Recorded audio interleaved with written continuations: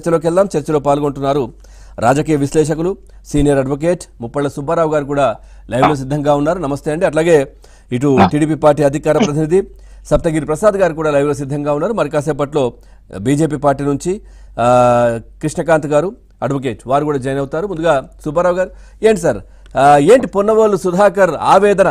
గత 2 రోజులుగా ఆయన అసలు మొత్తం విరామం లేకుండా కోట్ల చుట్టూ తిరుగుతా ఉన్నాను, నేను ఒక కోడి పిల్లలను ఏ విధంగా కాపాడుకుంటుందో ఈ పీటీ వారెంట్ల పేరిట నేను ఆ విధంగా వీళ్ళని కాపాడుకోవాల్సి వస్తుంది. ఒక ప్లేస్కి వెళ్తే అక్కడ బెయిల్ గురించో ఏదో కోర్టులో ఏదో అవ్వగానే మళ్ళీ ఇంకో ప్లేస్కి ఇట్లా నాకు తిరగాల్సిన పరిస్థితి అనేది. అదేవిధంగా ఇప్పుడు పోసాని కృష్ణమూర్తికి సంబంధించి కూడా నర్సరావుపేట పోలీసులు కూడా మళ్ళీ అదుపులోకి తీసుకోవాలని పీటీ వారెంట్ సంబంధించి ఆయన దగ్గరికి వస్తున్న పరిస్థితులు, ఇట్లా చాలా మంది ఇంకా లైన్ లో ఉన్నారు.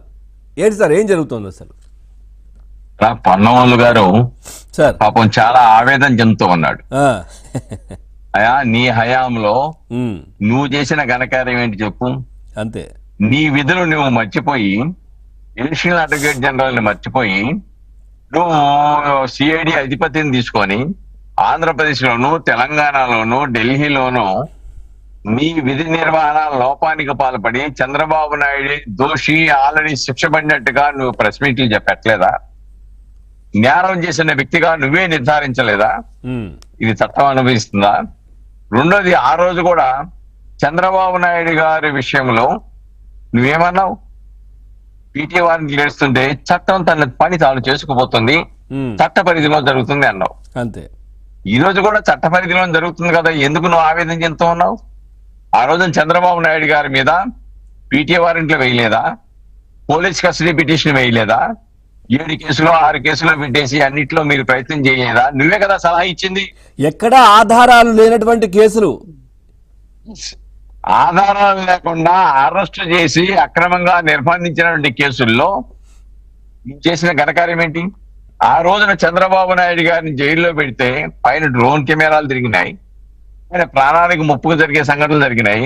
ఆనాడు నాకు కొద్దిగా సౌకర్యాలు కావాలి, వృద్ధాప్యంలో ఉన్నాను అని చెప్తే, అనారోగ్యంతో ఉన్నానని చెప్తే మీ నాయకులు ఏం ప్రకటించారు? రంభా ఊరసులు మేనకలు వస్తారా? అది జైలు.